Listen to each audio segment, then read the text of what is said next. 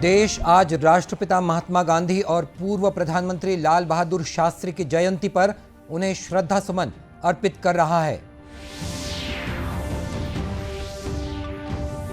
राज्य के तकनीकी शिक्षण संस्थानों को टेक्नोलॉजिकल हब के रूप में विकसित करने राज्य योजना आयोग और टाटा टेक्नोलॉजी पुणे के मध्य एमओयू पर हस्ताक्षर हुए। गांधी जयंती के अवसर पर कोरबा जिले में जागरूकता साइकिल रैली निकाली गई।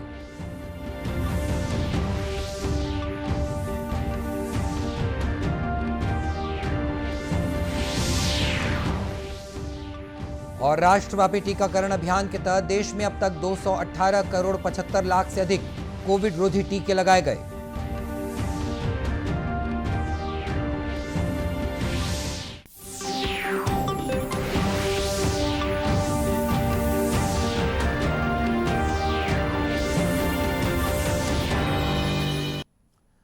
नमस्कार, आप देख रहे हैं दूरदर्शन समाचार। मैं हूं मनीष अहलुवालिया और अब समाचार विस्तार से।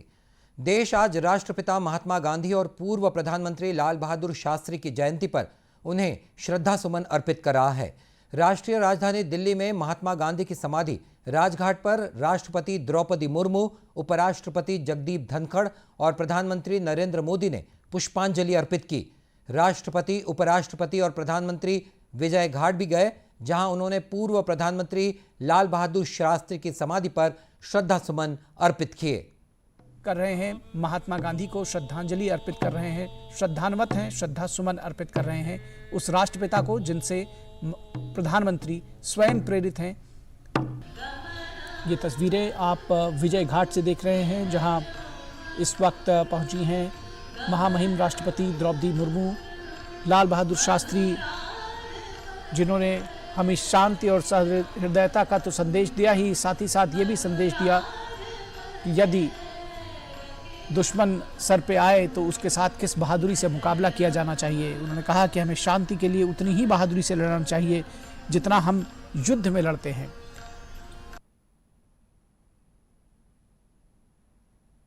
संसद में भी प्रधानमंत्री, लोकसभा अध्यक्ष ओम बिरला, कई केंद्रीय मंत्रियों और विपक्ष के नेताओं ने गांधी जी और लाल बहादुर शास्त्री को श्रद्धा सुमन अर्पित किए। इस अवसर पर श्री मोदी ने अपने ट्वीट संदेश में कहा है कि इस वर्ष आज़ादी का अमृत महोत्सव मनाए जाने को देखते हुए गांधी जयंती विशेष रूप से महत्वपूर्ण है। प्रधानमंत्री ने लोगों से आग्रह किया कि वे गांधी जी को श्रद्धांजलि के रूप में खादी और हस्तशिल्प उत्पाद खरीदें।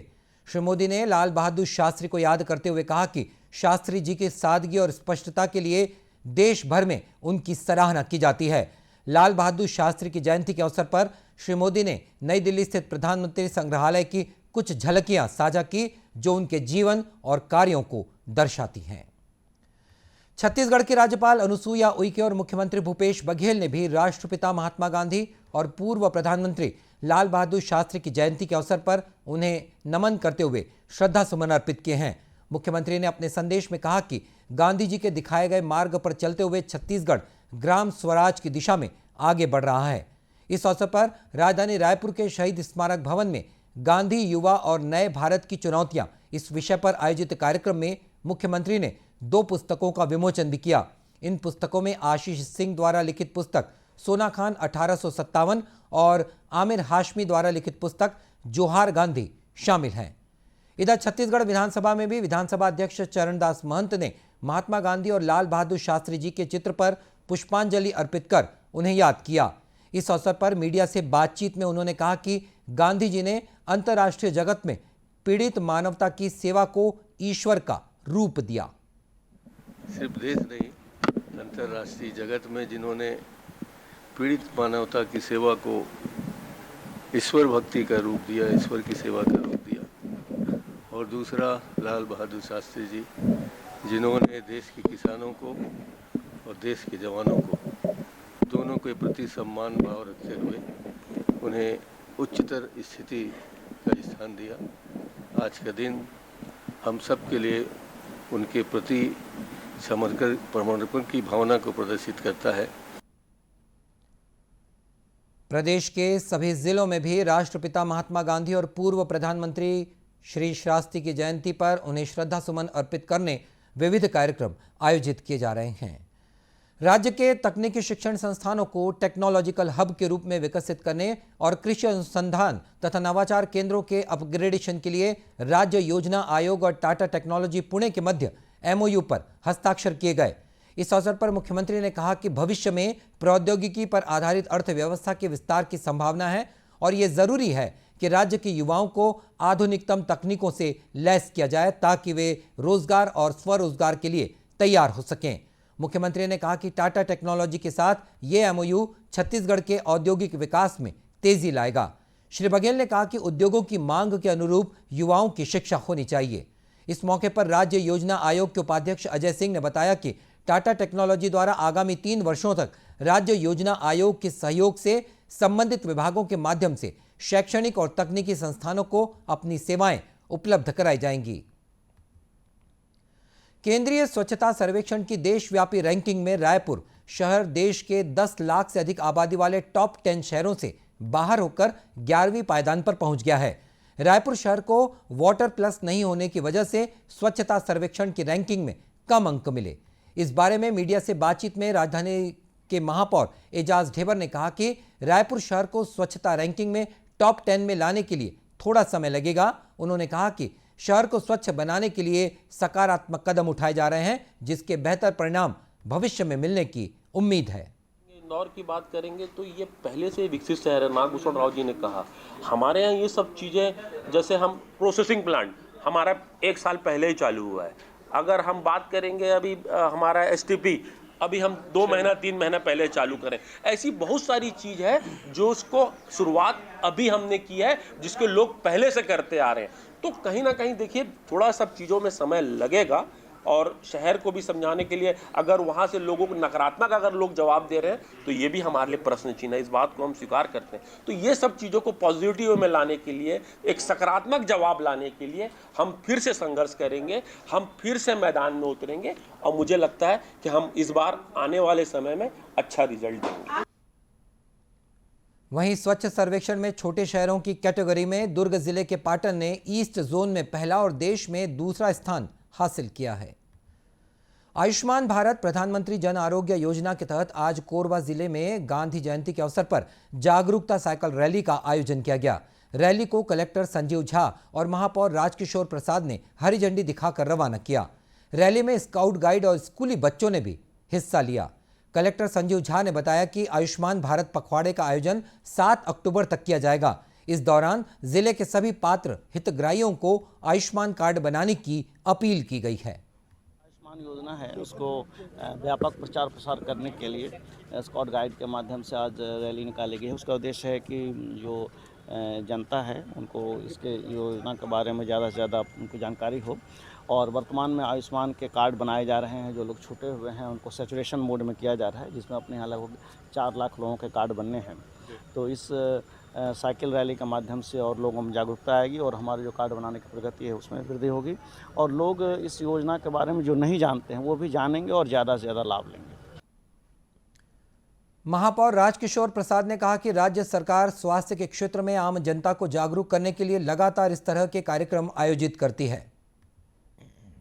सरकार स्वास्थ्य के क्षेत्र में आम नागरिकों को किस तरह से इन योजनाओं के माध्यम से हेल्प करने जा रही है, इसके लिए जनता को जागरूक करने के लिए आज रैली निकाली गई है। यहाँ कलेक्ट्रेट ऑफिस से साइकिल के माध्यम से वो रैली हाथ में तख्तियाँ लिए हुए शहर में भ्रमण करेगी और हम सब आम जनता को जागरूक करेंगे कि छत्तीसगढ़ की इस महती योजना का लाभ ज़्यादा से ज़्यादा लोगों तक हम पहुँचा सकें।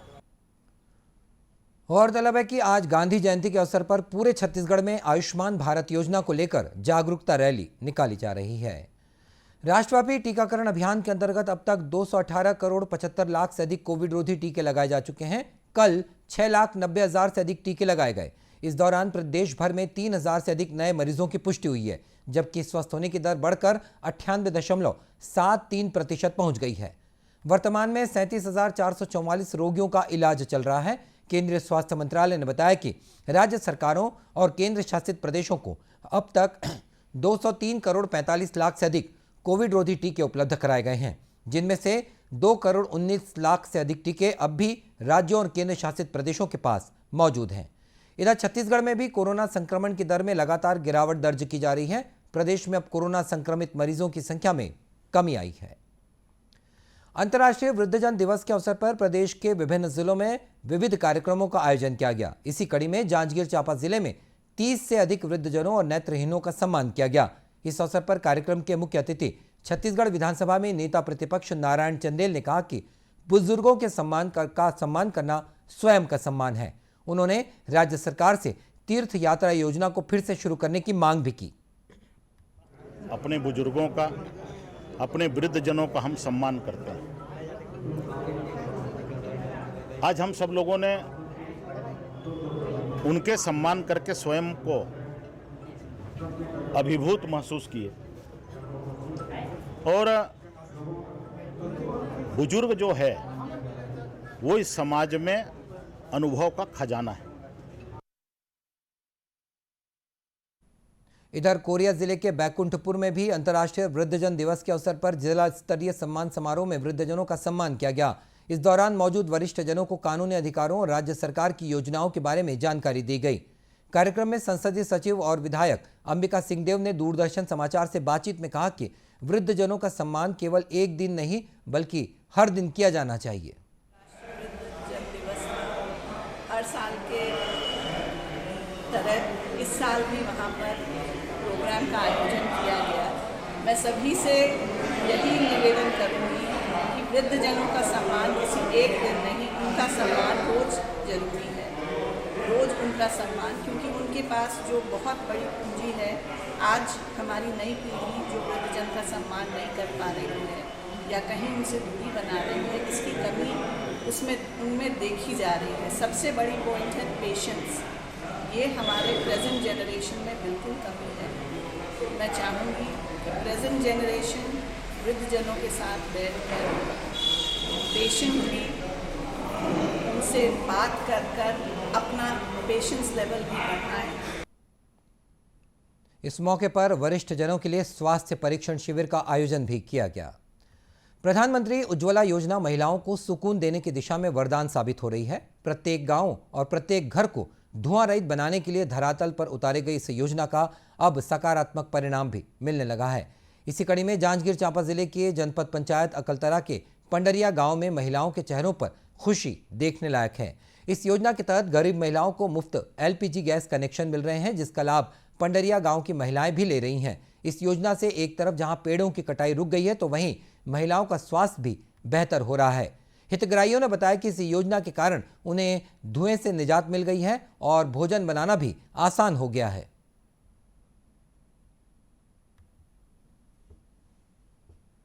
पहले हमन जंगल जात रहे लकड़ी लाए बर, अब गैस आ गए तो लकड़ी ले नहीं जात हन। अब जंगल हरा भरा हो गए, गैस के माध्यम से हमन खाना बनात हन। पहले हमन जंगल जात रहे, मतलब बारिश चाहे कुछ भी हो, खाना बहुत दिक्कत होत रही से, लेकिन अब गैस के मिले के बाद बहुत सुविधा है। हमन मनबा और खाना जितना समय हो खाना बना सकत हन। कुछ भी हो, पानी गरम चाहे कुछ भी, इमरजेंसी में बहुत सहायता करते मोदी जी ला धन्यवाद। तो जंगल जावन लकड़ी ला आधा ला घर में बारन, आधा ला बेचे जावन, तभी सरहे ले रहेंगे रहन समझ 4 बजे कबू 3 बजे उतर बढ़िया गैस आ गए है और जंगल हरा भरा है और मस्त गैस में रांधा था, खाना वाना बना था।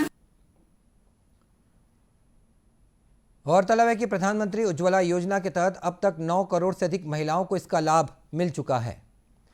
दूरदर्शन केंद्र रायपुर से प्रसारित होने वाले प्रादेशिक समाचार को आप YouTube पर भी देख सकते हैं। हमारे YouTube channel Chhattisgarh DD news पर प्रादेशिक समाचार उपलब्ध रहेगा। YouTube चैनल का लिंक और QR कोड आप स्क्रीन पर देख सकते हैं। अपने एंड्रॉयड फ़ोन से QR कोड को स्कैन कर आप छत्तीसगढ़ DD न्यूज़ लिंक पर जा सकते हैं। इसके अलावा छत्तीसगढ़ DD न्यूज़ फेसबुक और ट्विटर पर भी उपलब्ध है। और इस बुलेटिन में इतना ही। इसी के साथ ये समाचार बुलेटिन समाप्त हुआ। नमस्कार।